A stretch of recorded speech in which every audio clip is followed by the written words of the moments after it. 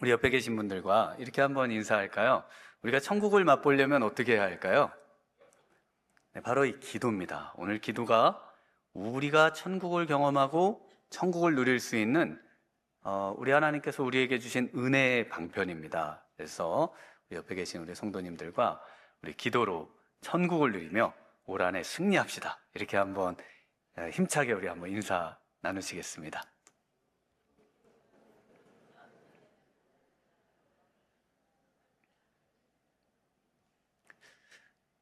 네, 어떤 분이 죽어서 천국에 갑니다.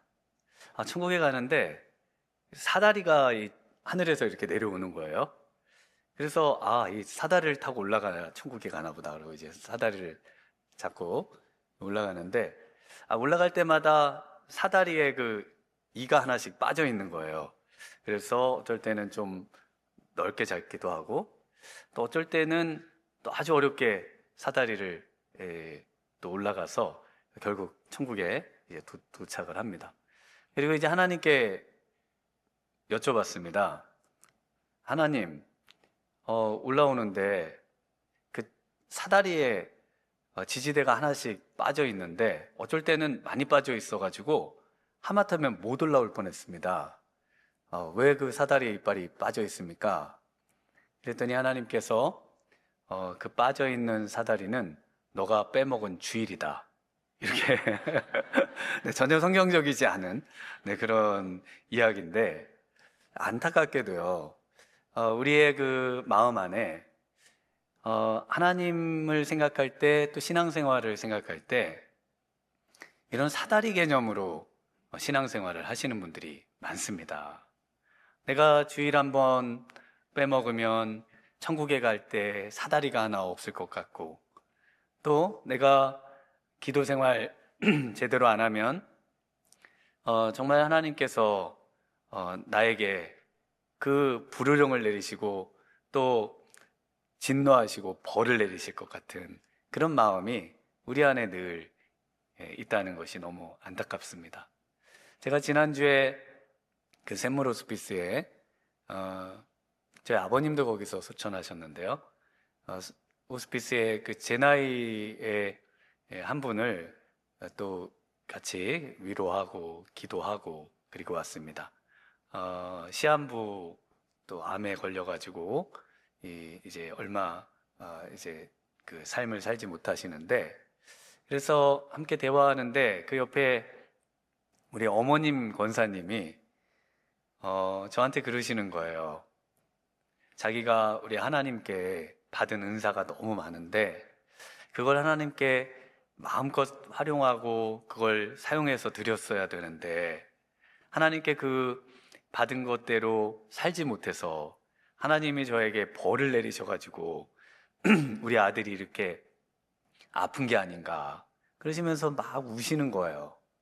그래서 제가 그렇지 않으시다고 우리 하나님은 사랑의 하나님이시고 우리 각각의 삶에 그런 하나님의 뜻이 있으시고 또 그 하나님의 뜻 가운데 또 삶을 사는 것이다 위로는 해드렸지만 그분 안에는 그게 늘 마음 안에 하나님 앞에 내가 잘못 산 그것에 우리 하나님께서 마치 사다리에 이를 빼는 것처럼 그렇게 내 삶에 사랑하는 것들을 거둬가시는 게 아닌가 이런 이제 생각을 하시는 걸 봤습니다. 네, 오늘 우리가 우리 예수님의 이 기도, 특별히 이 예수님이 기도를 어떻게 생각하시는가 하는 것을 우리가 다시 한번 오늘 본문을 통해서 살펴보면서요. 우리의 신앙생활이 절대로 우리 하나님께서 우리를 잘하나 못하나 보시고 또 우리가 못했을 때는 그것을 다 기록해 두셨다가 우리를 마치 벌 주시고 또 우리를 힘겹게 천국 오도록 하고 오히려 천국을 또 취소해 버리시진 않을까 이런 불안과 염려를 떨쳐버리는 그런 시간이 되기를 소망합니다. 우리의 기도의 어떤 신앙생활의 가장 중요한 이 패러다임을 좀 바꾸는 그런 시간으로 삼으시면 좋을 것 같습니다. 네, 오늘 성경은요 우리 예수님의 하루 일과를 설명해 주고 있습니다. 그래서 21절부터 지금 39절까지 저희는 29절부터 읽었습니다만은 21절에 나와 있는 안식일의 하루 일과가 소개되고 있다라고 생각을 하시면 되겠습니다.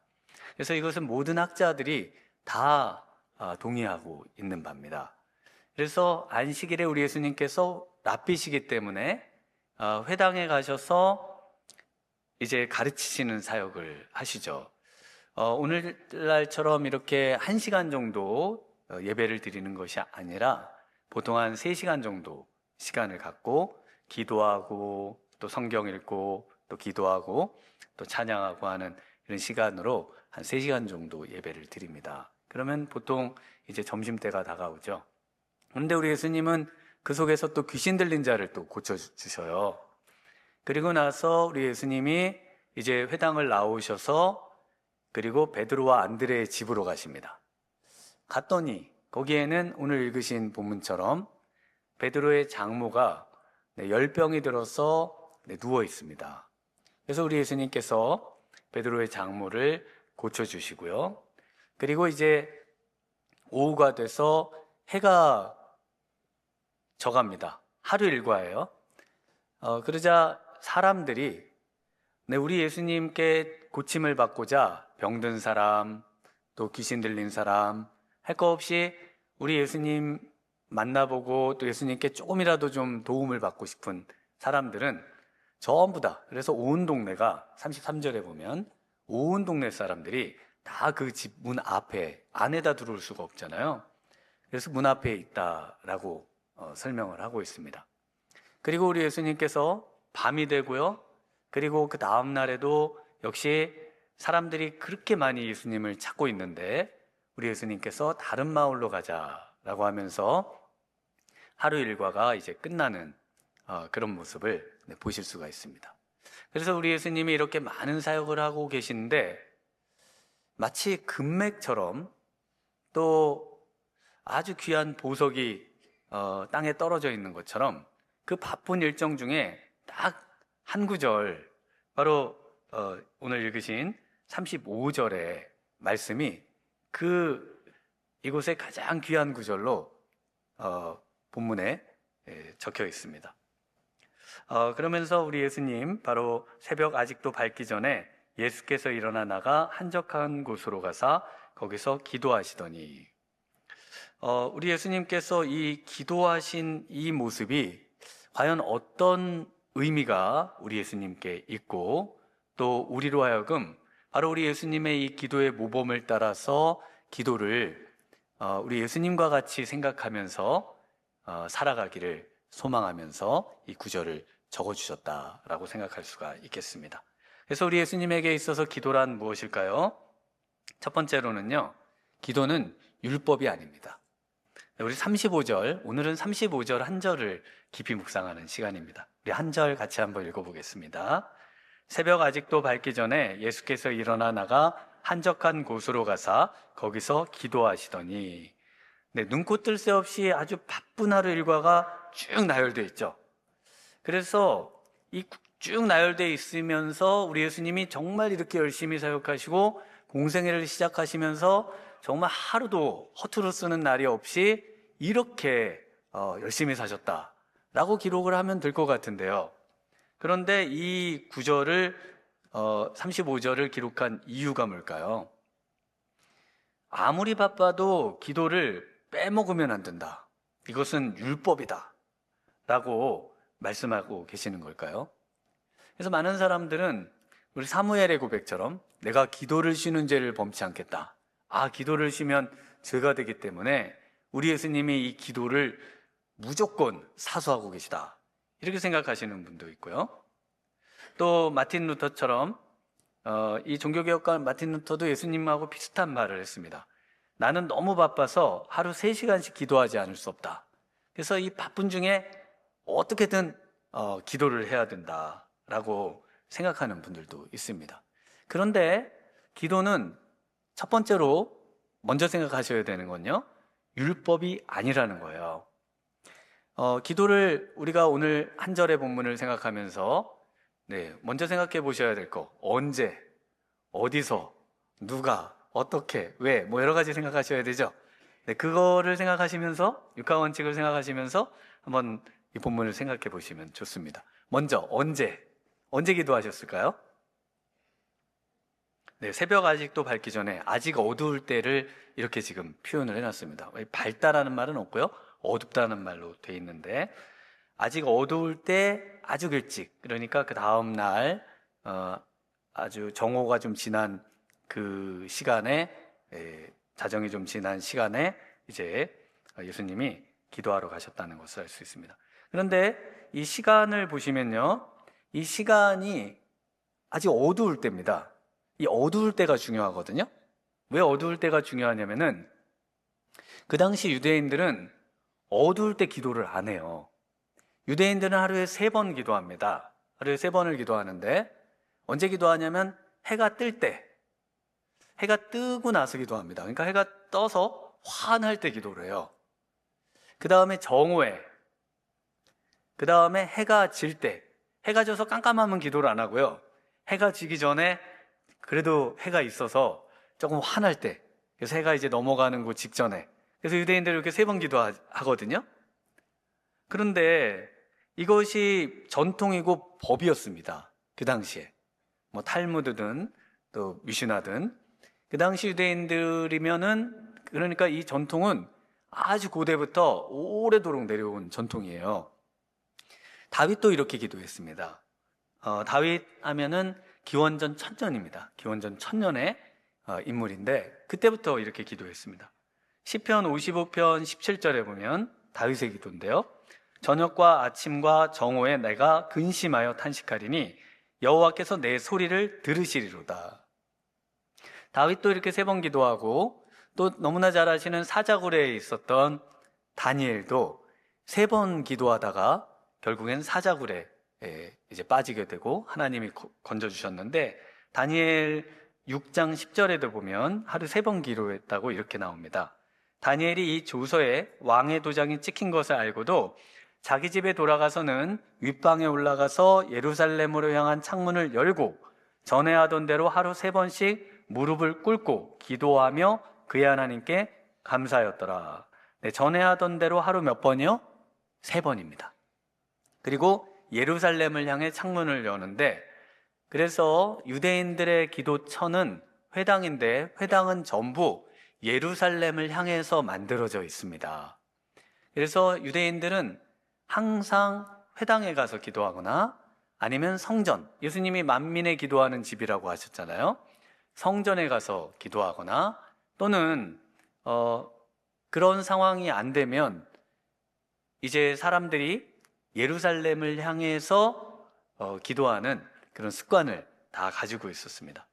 그런데 우리 예수님은, 예수님의 기도를 복음서에서 찾아보시면 3번 기도했다는 그 3번의 기록도 없고요, 또 오히려 이렇게 해가 뜰 때, 또 해가 중천에 있을 때, 해가 지기 전에 이렇게 기도하시는 모습하고 달리, 정해져 있는 율법이나 또 전통과는 달리 우리 예수님께서는 언제 기도하셨느냐? 근데 아직 어두울 때 기도하셨다는 겁니다. 어두울 때, 깜깜할 때 기도하셨다는 거예요. 시간만이 그렇지 문제가 아닙니다. 언제 기도하셨느냐, 그 다음은요, 어디서 기도하셨나? 어디서 기도하셨을까요? 네, 우리 35절, 오늘은 35절만 잘 보시면 돼요. 35절에 한적한 곳으로 가서 기도하셨다. 이것을 다른 말로는 뭐 광야라고도 번역하기도 하고, 또 황무지라고도 번역하기도 하고, 어쨌든 중요한 것은 사람이 없는 곳입니다. 인적이 없고 사람이 찾지 않는 곳이 바로 이 한적한 곳이에요. 그런데 지금 말씀드렸던 것처럼 그 당시 사람들은 전부 회당에 가서 기도를 합니다. 오늘날 기도하려면은 그래도 교회에 오셔서 기도하시는 게 기도가 더 잘 되잖아요. 그래서 그렇게 기도를 하거나, 또 다른 유대인들처럼 거리에서 사람들이 많건 적건 있는 데서 예루살렘을 향해서 기도를 하면 되거든요. 그런데 우리 예수님은 이 한적한 곳, 사람이 없는 곳에 가서 기도를 했다는 겁니다. 네, 그래서 통곡의 벽에서 우리 기도하는 기도 장면 잠시 보여주시겠습니다. 네, 저것이 네, 성전에 남겨진 부분입니다. 죄송합니다. 잠깐만.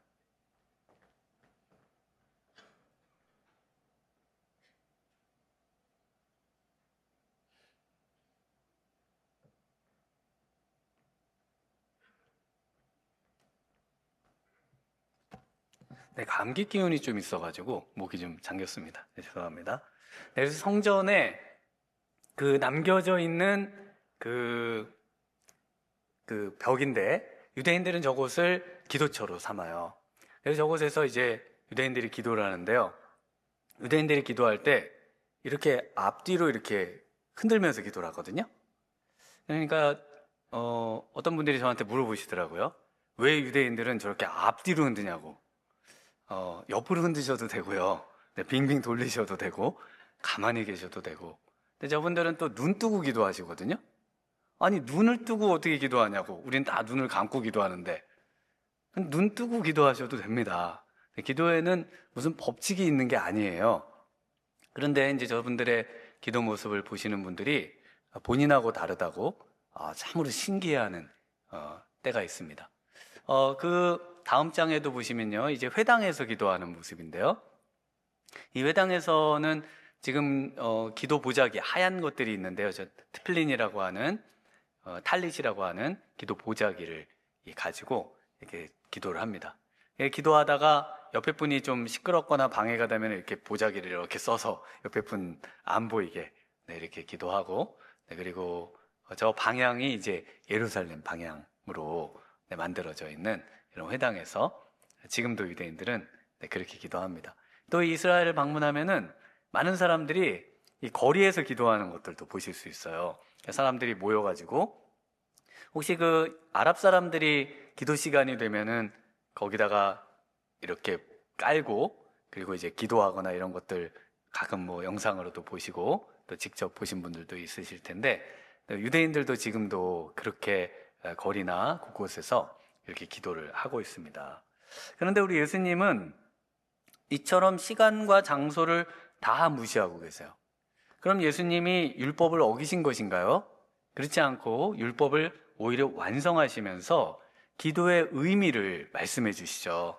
그러면서 마태복음 6장 5절에 이렇게 말씀을 하십니다. 또 너희는 기도할 때에 외식하는 자와 같이 하지 말라. 그들은 사람에게 보이려고 회당과 큰 거리 어귀에 서서 기도하기를 좋아하느니라. 내가 진실로 너희에게 이르노니 그들은 자기 상을 이미 받았느니라. 너는 기도할 때에 내 골방에 들어가 문을 닫고 은밀한 중에 계신 내 아버지께 기도하라. 은밀한 중에 보시는 내 아버지께서 갚으시리라. 그래서 우리 예수님은 기도를 어디서 하라고 하셨을까요? 골방입니다. 골방은 안방으로도 번역되기도 하고 창고로도 번역되기도 하는데 은밀한 곳이에요. 그래서 하나님과 독대할 수 있는, 하나님과만 만날 수 있는 그 장소에서 기도하라고 말씀을 하고 있습니다. 그 반대가 바로 회당과 큰 거리어기, 바로 사람들이 그 당시 하던 습관대로 그렇게 기도하지 말고 오히려 하나님과 은밀하게 만날 수 있는 곳에서 기도해야 된다라고 말씀을 하시고, 또 언제 기도하라고 말씀하셨을까요? 은밀한 중에 기도하라고 말씀하셨습니다. 사람들이 알아볼 수 있는 시간, 사람들이 저 사람은 기도를 이렇게 이 시간에만 하는구나 라고 생각하지 않도록 오히려 보이지 않게 기도하면 우리 하나님께서 그 가운데 상이 있다, 그 가운데 받을 것이 있다, 우리 하나님께서 갚아주시는 보상이 있다 라고 말씀을 하십니다. 그런데 우리 예수님의 기도는요, 두 번째로 율법은 아니지만 그렇다고 해서 빼먹을 수 있는 것도 아니라고 말씀을 하십니다. 예수님께서 얼마나 바쁜 하루를 보내고 계십니까? 회당에서 가르치시죠. 더러운 귀신 들린 사람 고쳐주시죠. 또 방문한 베드로의 집 장모도 고쳐주시죠. 그리고 나서 좀 쉬시려고 그러는데 사람들이 마구 몰려와서 쉬지도 못하고 계속 고쳐주시고 가르치시고 하시는 그런 엄청난 바쁜 하루를 보내시거든요. 왜 많은 사람들이 해가 지면서 우리 예수님을 이렇게 찾아왔을까요? 왜냐하면 모짜이 샤밧이라고 그래서 안식일, 샤밧이라고 부르는데요. 그 안식일이 끝나는 때가 해가 지면서입니다. 해가 지면서부터 조용했던 마을과 도시가 사람들이 이제 안식일이 끝나면서 상점도 열고요, 버스도 다니고요, 그리고 일상생활을 다시 열어요. 그러니까 그때부터는 사람들이 예수님께 나와도 율법을 어기는 것이 안 되고 또 예수님께 고침받는 것이 너무나 자연스러운 그런 시간대입니다. 그래서 예수님께 몰려오는데 이때 몰려왔던 사람들의 숫자가 얼마나 될까요?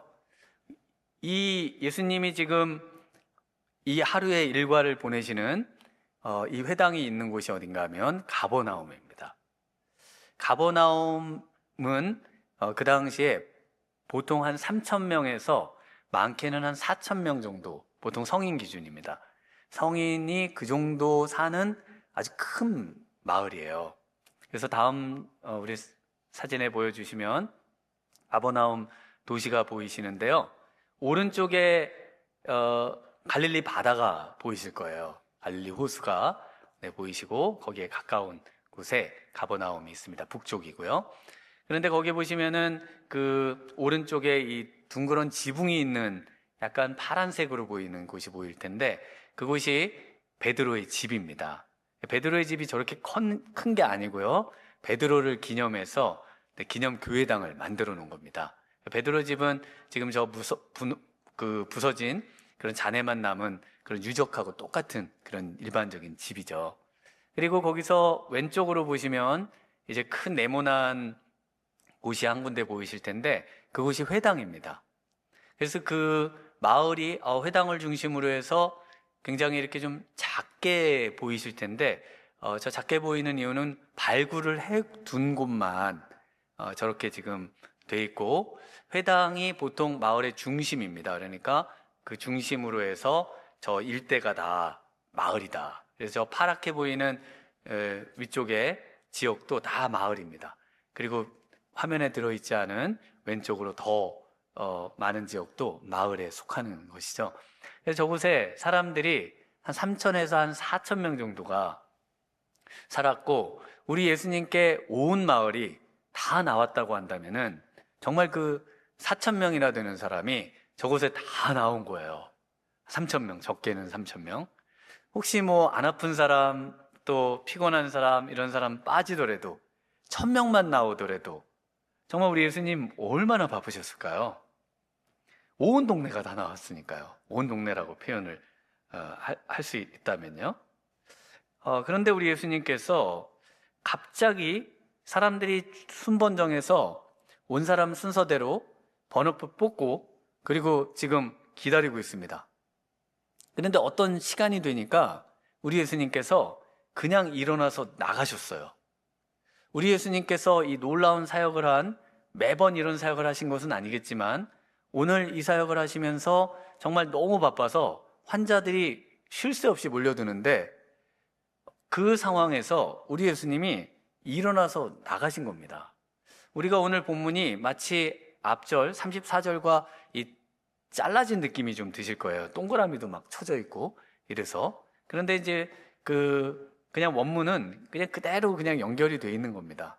그리고 또 하나 우리가 본문을 보면서 안타깝지만 오늘 우리말 성경에는 이 번역하지 않는 아주 중요한 것들이 있어요. 그게 뭐냐면 그리고, 그러나 이런 접속사를 다 빼고 번역을 했습니다. 그래서 29절부터 39절까지 전부 그 앞에는 그리고, 그러나가 들어있습니다.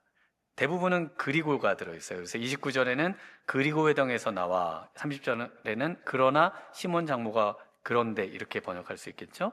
31절에 그리고 나아가사, 또 32절에 그런데 저물어 해가 질 때, 33절에 그리고 온 동네가 그 문 앞에 모였고요. 34절에 그리고 예수께서 각종 병든 사람 많은 사람을 고쳤고요. 35절에 그리고 새벽 아직도 밝기 전에 예수께서 일어나 나가셨고요. 36절에 그리고 시몬 및 그와 함께 있는 자들이 예수 뒤를 따라갔고요. 37절에 그리고 만납니다. 찾았어요. 38절에 그리고 이르셨고요. 그리고 다른 마을로 가십니다. 그래서 전부 그 앞에 그리고가 들어있어요. 그래서 여기에는 전부 어떤 분리되거나 단절되는 게 하나도 없습니다. 그래서 우리 예수님께서 이 지금 35절의 이 사역은 34절에 사람들을 고치고 있는 중에 고치고 있어요. 계속 고치고 그 다음 사람 들어오려고 준비하고 있는데 어느 순간에 우리 예수님께서 일어나서 나가셨습니다. 일어나서 나가셨어요. 그래서 우리 예수님께서 나가신 이유는 당연히 기도하시기 위해 나가셨죠. 그런데 그곳에 있는 사람들이 왜 나가셨는지 아무도 몰라요. 그래서 36절을 우리 한번 같이 읽어보겠습니다. 시몬과 및 그와 함께 있는 자들이 예수의 뒤를 따라갔다 이렇게 되어 있는데 실제 원문은 열심히 찾다, 추격하다, 사냥하다 이런 의미를 갖는 뒤를 따라가다라는 말이 바로 이런 의미를 갖고 있습니다. 그래서 예수님이 어디 가셨는지 왜 나가셨는지 아무도 모르고 잠깐 나가신 줄 알았는데 환자는 밀려있고 왜 예수님 안 오시냐고 그러니까 그 같이 있던 사람들이 베드로와 더불어서 예수님을 찾아 나가기 시작한 겁니다. 그리고는 37절에 만났다 되어 있는데 찾았다는 겁니다. 찾았어요. 그리고 우리 예수님께서 38절에 다른 가까운 마을로 가자 이렇게 말씀을 하시면서 그 모든 상황들을 또 우리 예수님의 다음 사역으로 나아가는 것으로 이제 일단락이 지어집니다. 우리 예수님께서 그렇게 바쁘신데 왜 기도하러 나가셨느냐? 기도하러 나가셔야만 한다는 겁니다. 아무리 바쁘고 아무리 일이 산더미 같아도 기도를 해야 한다는 겁니다. 그래서 우리 예수님은 기도는 율법은 아니지만 그러나 기도는 빼먹을 수 있는 것도 아니라고 말씀을 하시는 겁니다. 그러면 기도는 그렇게 바쁘시고 피곤하시고 정말 정신이 하나도 없는 상황에서 왜 그렇게 사수하셔야 됐을까요? 왜냐하면 기도는 바로 자기 보상이면서 또 선물이요 상급이기 때문에 그렇습니다.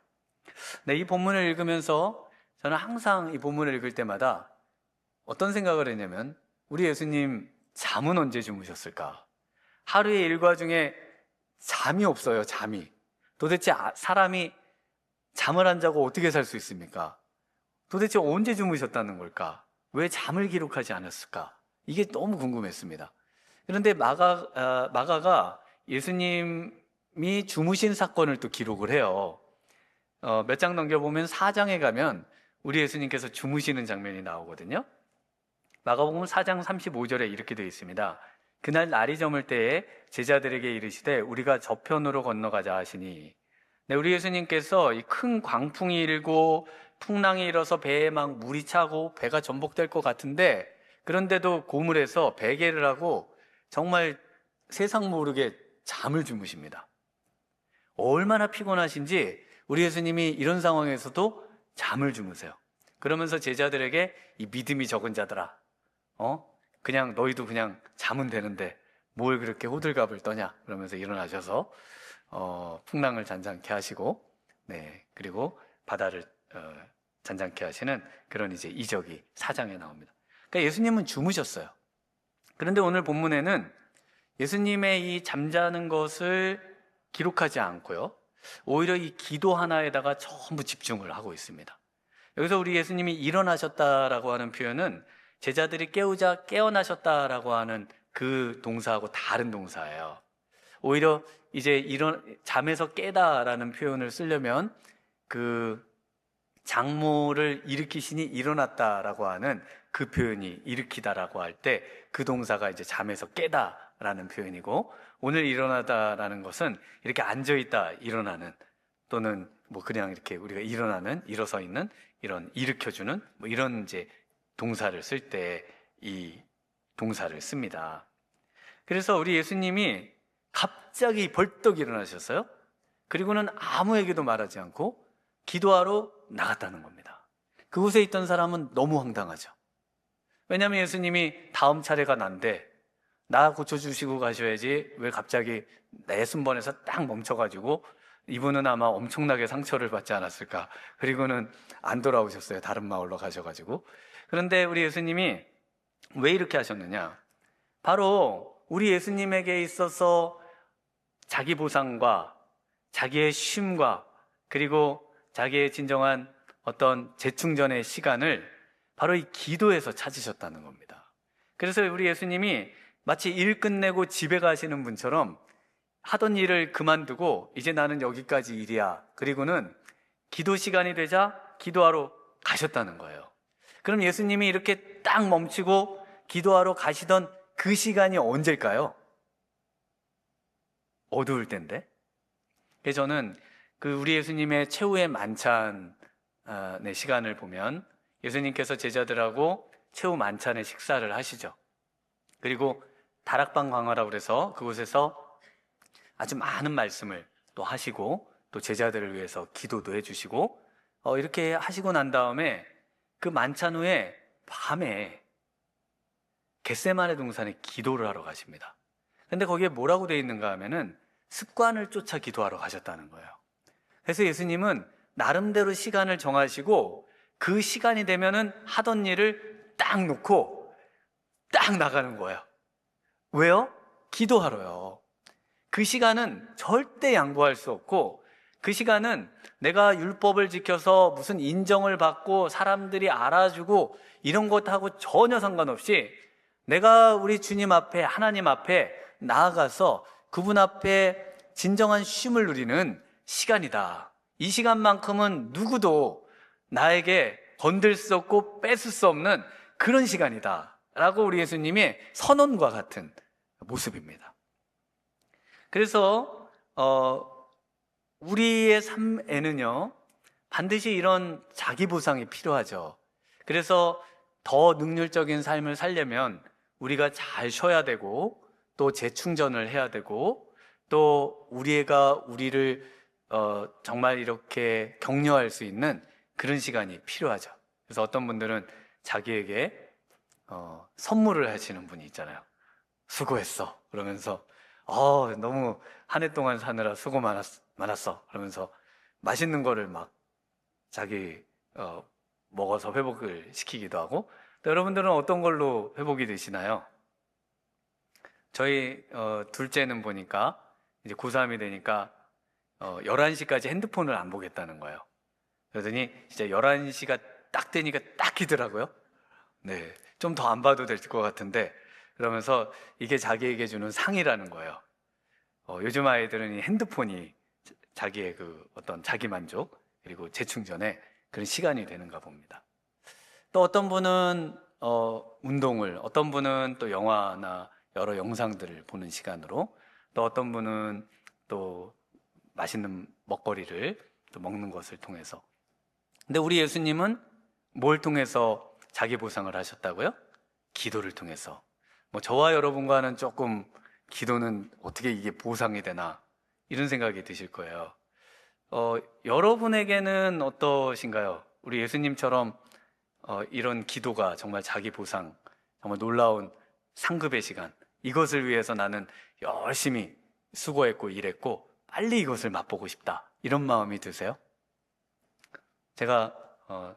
저는 어떠실 것 같으세요? 좀 재수없어 하실 것 같아서 사실은 말씀을 드릴까 말까 하다가 일부에는 안 드렸는데요. 저는 빨리 설교 마치고 빨리 사역을 끝나면 빨리 가서 책을 읽고 싶습니다. 재수없죠? 그래서 그 책을 읽고 싶은 책이 너무 많아서. 근데 책을 읽을 수가 없잖아요. 왜냐면 머리도 아프고. 그러면 강의를 듣습니다. 그것도 좀 불만이신가요? 네. 제가 이렇게 말씀드린 이유는 우리 예수님이 충분히 기도를 통해서 우리 예수님의 그 모든 스트레스와 그 모든 상처와 그리고 모든 그 어떤 지친 것들을 회복할 수 있는 그런 충분한 시간이 된다는 거예요. 여러분이 한번 그걸 경험해 보셔야 돼요. 정말 이 기도의 시간이 나에게서 얼마나 귀하고 얼마나 복되고 얼마나 좋은 시간인가, 이것을 회복을 하셔야 된다는 겁니다. 어떤 분이 퇴직 압박을 받아요. 그런데 아직 커가는 자녀들이 아직 다 크질 않았기 때문에 우리 자녀들 위해서 하루하루 버티죠. 그래서 늘 눈총 주고 또 퇴사의 압박을 받으면서도 하루하루 그냥 억지로 버티는 겁니다. 자녀들 때문에. 정말 죽고 싶은데, 그래서 그 마음 때문에 이 우울증에 아주 심해집니다. 그래서 이분이 난 이렇게 언제까지 살 수 있을까 늘 고민하고 늘 마음에 정말 이 죽고 싶은 마음이 가득한데 과거를 생각하다가 이런 생각이 들었답니다. 내가 어릴 때 뭘 하면서 뭘 할 때 가장 행복했지? 초등학교 때 그 친구들하고 패자제를 뒤져서 거기서 그 장난감 만들던 게 떠올랐습니다. 아, 내가 그때 장난감 만들고 그렇게 지냈을 때 너무나 행복했었지. 그래서 이분이 공방에 등록을 하고 이제 거기서 일주일에 하루는 이제 거기서 자기가 만들고 싶은 거를 만드는 거예요. 그런데 그 만드는 거 자체, 그 활동 자체에서 즐거움을 찾기 시작하자 그분 안에 있던 우울증도 사라지고, 그리고 자기를 막 압박해오는 그런 퇴사의 압박, 그리고 하루하루 그 지겨운 직장 생활의 그런 스트레스, 이런 게 오히려 그 하루를 기다리면서요, 오히려 이게 별로 중요하지 않다는 게 느껴졌다는 겁니다. 아니 뭐 그러려면 그러려지, 나는 아무 상관없어. 그러면서 그 하루에 거기에 몰두하는 그 시간만 기다려지고, 그 시간을 통해서 회복이 되고, 그 시간을 통해서 삶의 활력을 찾고, 그 시간을 통해서 오히려 더 정말 열심히 일할 수 있는 힘을 얻게 되더라는 것을 이분이 이야기를 하는 것을 제가 들었습니다. 그래서 이 진정한 쉼은 뭐냐면요, 그 활동 자체에서 어떤 결과가 없더라도 그 활동하고 있는 그 자체에서 즐거움을 찾아내는 것, 이것이 바로 진정한 쉼이라는 겁니다. 그런데 오늘 우리 예수님께서는 진정한 보상이 어디 있는가?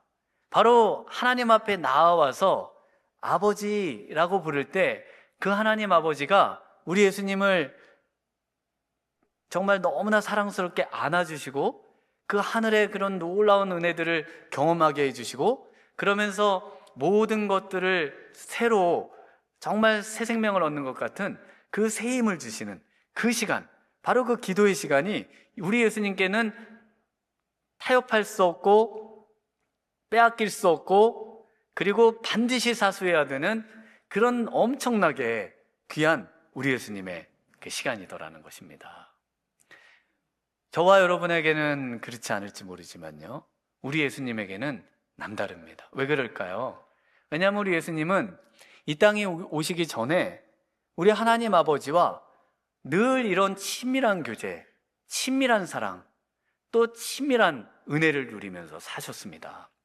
그래서 육체를 입고 이 땅에 오신 뒤부터는요, 바로 이 기도라고 하는 하나님의 놀라운 은혜의 방편을 통해서 인간이라면 누구나 이 기도를 통해서 하나님과 이 친밀함을 누리고, 기도를 통해서 세상의 그 어떤 협박과 압박과 또 죽음의 위협과 또 삶의 스트레스와 이 모든 어려움들을 다 이겨낼 수 있다는 것을 우리 예수님께서 몸소 보여주고 계시고, 우리를 위해 십자가의 죽으심으로 말미암아 실제로 우리도 이제 이 은혜의 보좌 앞에 담대히 나아가서, 기도로 담대히 나아가서 우리 하나님과 이 예수님이 누리던 친밀함과 우리 하나님의 놀라운 사랑의 포옹을 경험하면서 이 땅에서 승리하며 살 수 있다라고 우리 예수님은 말씀하고 계신 것입니다. 오늘 이 아침에 정말 이 기도를 회복하신 우리 성도님들 되시기를 소망합니다. 정말 오늘 예수님처럼 아버지의 품에 안기며 기도를 회복하면서 정말 이 기도 속에 큰 위로와 능력과 쉼과 회복을 경험하시는 우리 복된 사랑의 성도님들 되시길 주님의 이름으로 축원합니다. 이 시간 우리 함께 찬양하고 또 기도로 잠시 나아가 보겠습니다. 이제는 기도가 율법이 아니고요, 우리를 꼭 품에 안아주시는 너무나 귀한 시간, 너무나 보고 싶은 우리 하나님을 만나는 그런 시간이 되기를 소망하면서, 우리 나의 기도하는 것보다 크신 하나님, 나의 기도 가운데 함께 해주신 하나님, 찬양하겠습니다.